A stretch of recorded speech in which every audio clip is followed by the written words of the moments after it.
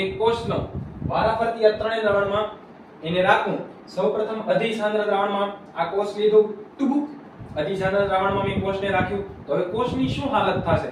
અધિસાંદ્ર એટલે કે સાંદ્રતા વધારે છે, મતલબ પાણી ઓછું છે, દ્રાવણમાં પાણી ઓછું છે, કોષમાં પાણી વધારે છે. તો પાણીનો એક જ નિયમ, વધારેથી ઓછા તરફ જાઉં તો કોષમાંથી પાણી બહાર આવશે, કોષમાંથી પાણી બહાર આવશે એટલે કોષ સંકોચાઈ જશે. બીજું કોષ લીધું, અધોસાંદ્ર દ્રાવણમાં રાખ્યું, ટુબુક અધોસાંદ્ર એટલે એની સાંદ્રતા ઓછી, સાંદ્રતા ઓછી મતલબ પાણી વધારે, બહારે પાણી વધારે, કોષમાં પાણી ઓછું. પાણીનો એક જ નિયમ, કયો નિયમ? વધારેથી ઓછા તરફ જાઉં તો દ્રાવણમાંથી પાણી કોષમાં આવશે એટલે કોષ ફૂલી જશે, કોષ ફૂલી જશે.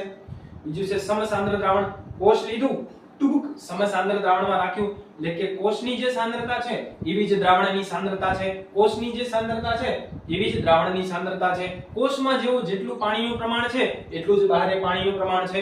તો અવરજવર થશે પણ કોષ ફૂલશે પણ નહીં અને સંકોચાશે પણ નહીં, કોષ સમાન રહેશે કારણ કે દ્રાવણ કયું છે? સમસાંદ્ર દ્રાવણ. જોઈ લો, અધિસાંદ્ર સાંદ્રતા વધારે, પાણી ઓછું, અધોસાંદ્ર સાંદ્રતા ઓછી, પાણી વધારે, સમસાંદ્ર સાંદ્રતા સમાન. આ કોન્સેપ્ટ હતું કે દ્રાવણમાં જેમ જેમ દ્રાવ્ય વધારતા જાવ તેમ તેમ સાંદ્રતા વધતી જાય. આ કોષ તમે અધિસાંદ્રમાં રાખશો તો સંકોચાશે, અધોસાંદ્રમાં રાખશો તો ફૂલી જશે. સમસાંદ્રમાં સમાન રહે, અધિસાંદ્રમાં સાંદ્રતા વધારે, પાણી ઓછું, અધોસાંદ્રમાં સાંદ્રતા ઓછી, પાણી વધારે, સમસાંદ્રમાં સાંદ્રતા સમાન, પાણી પણ સમાન.